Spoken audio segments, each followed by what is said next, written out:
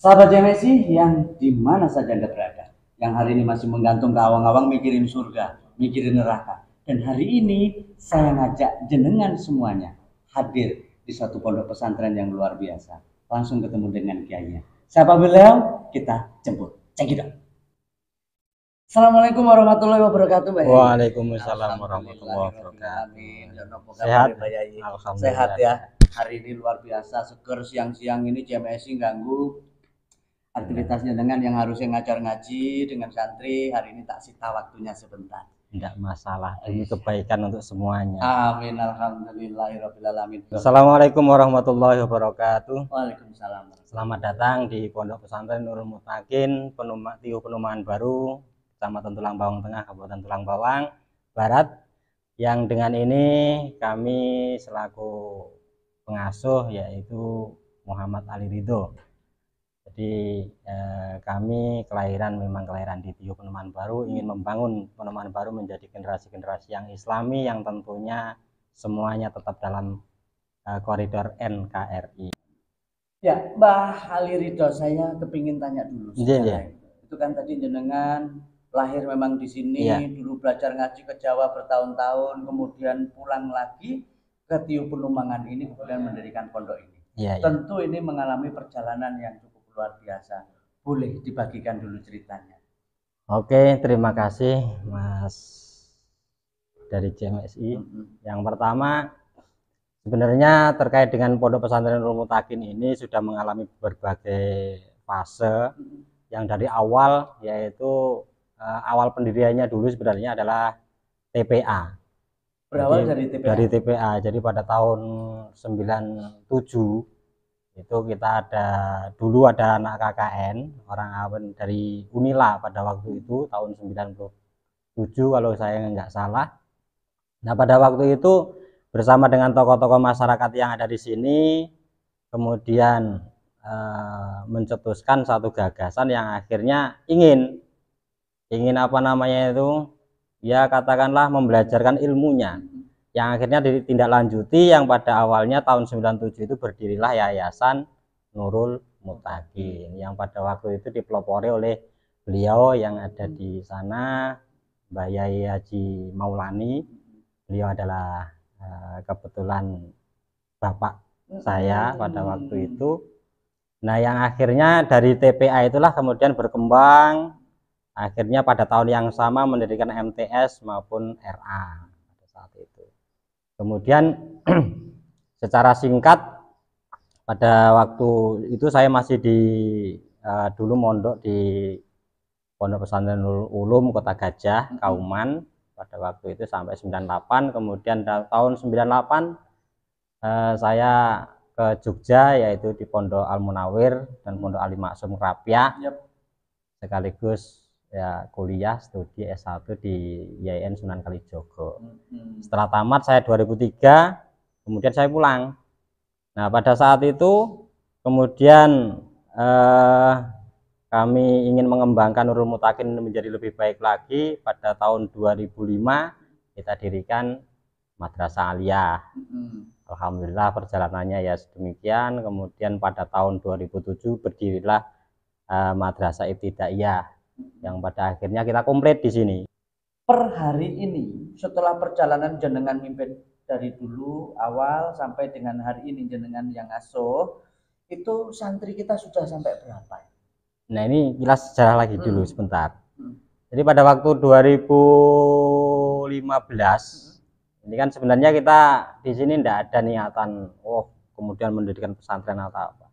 Ya, alhamdulillah ada beberapa anak yang tadinya ngaji di masjid, kemudian Pak, saya itu pengen mondok. Ya sudah, kalau pengen mondok ya adanya ini masih kebun, pun ada kelapa, ada macam-macam. Ya sudah, bikin batako sendiri, bikin asrama sendiri, ya sudah. Awalnya itu ada, kalau nggak salah ada 7 anak. 7 anak, kemudian saya potongkan pohon kelapa, bikin dulu di sini. Yang area belakang sebelah sini. Iya, sebelah sini ini dulu angkringan, bikin sendiri. Kemudian ya sudah. Akhirnya berjalannya waktu, alhamdulillah 2015 itu masih ada santri putra, kemudian pada tahun 2022 ini kemarin itu ada santri putri, dan sampai alhamdulillah hari ini kalau siswa secara keseluruhan dari RA sampai MA itu ada 545. Luar biasa. Cuman yang mukim, Yang karena mukim. kita ini masih baru, masih belum lama lah ya. Tingkat kepercayaan masyarakat juga mungkin masih belum banyak sosialisasi. Betul. Masih ada 60. 60 yang mukim. Ya, Putra dan putri. Luar biasa. Sebelum kemana-mana, saya ingin ngajak Mbah Yai ngopi karyanya Bu Yai dulu. Monggo. Sip. Ya, oke. Mbah Yai ini nuwun sewu. Jadi Nggih. setelah yayasan itu terbentuk, ya toh? Setelah yayasan itu terbentuk, tadinya TPA, kemudian jadi sekolahan. Jadi sekolahan itu terus kemudian sekarang meningkat ke pondok, ya kan? Itu ada nggak ambisi atau visi khusus terkait dengan yayasan kita atau secara pribadi jenengan sehingga ini bisa tercipta luar biasa? Kalau visi secara umum kita ya sebenarnya pengen apa ya, setidaknya berpartisipasi lah, memberikan sumbangsih bagi ya generasi-generasi kita bangsa terkait dengan karakter moral.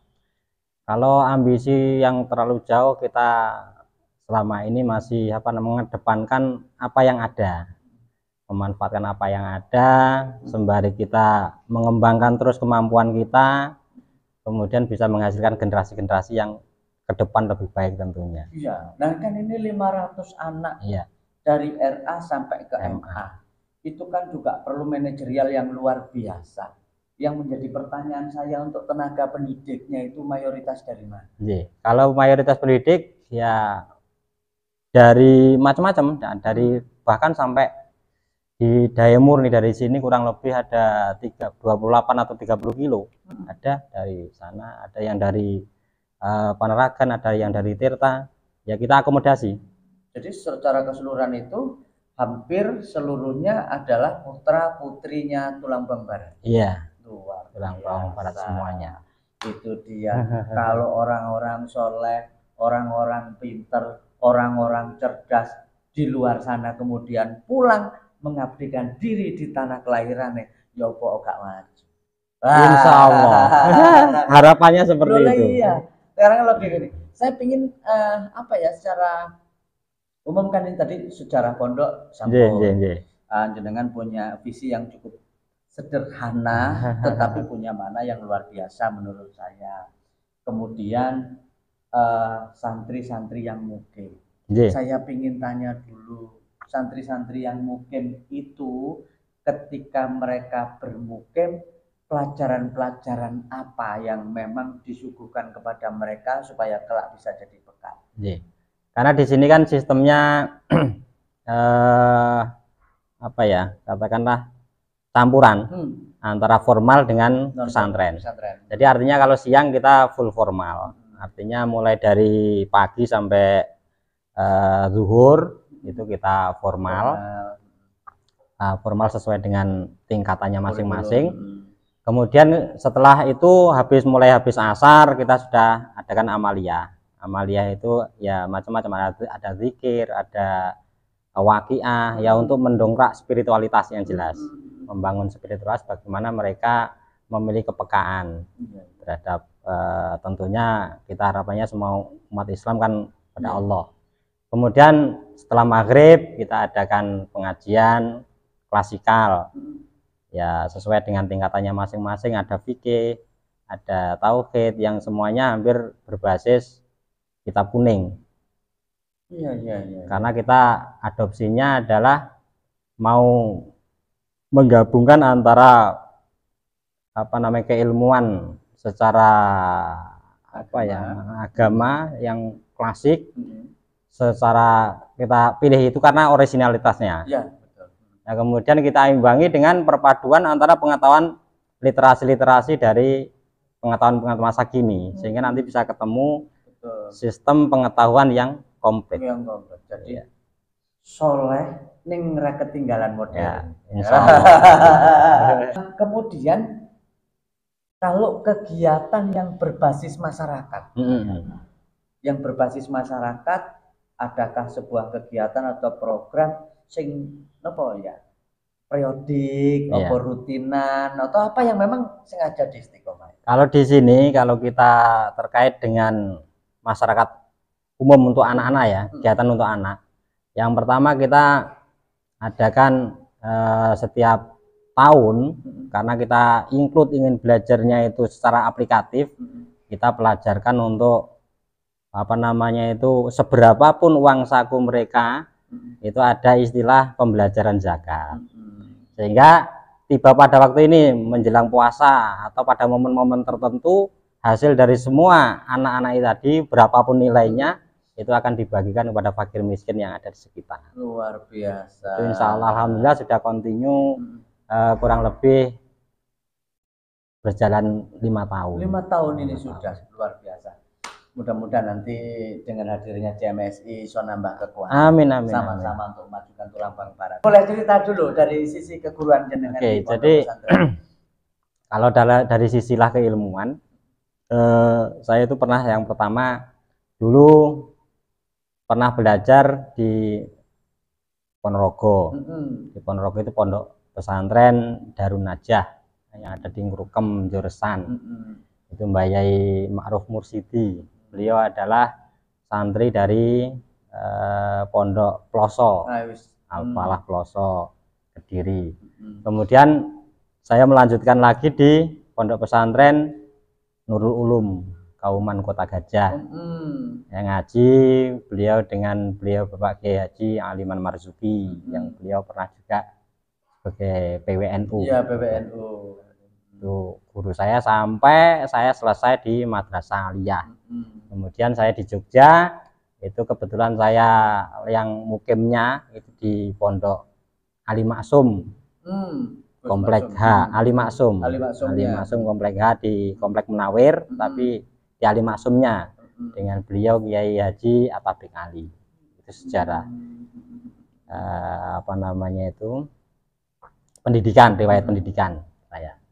Kemudian secara spiritual juga saya pernah belajar di ya tabarukan ada di Watu Congol, Magelang dengan Mbah Yai Abdul Haq, Ahmad Abdul Haq, Watu Congol yang beliau almarhum yang sekarang sudah sido, yang kemudian pernah secara spiritual juga di Cirebon, Pondok Pesantren Al Ma'rifah.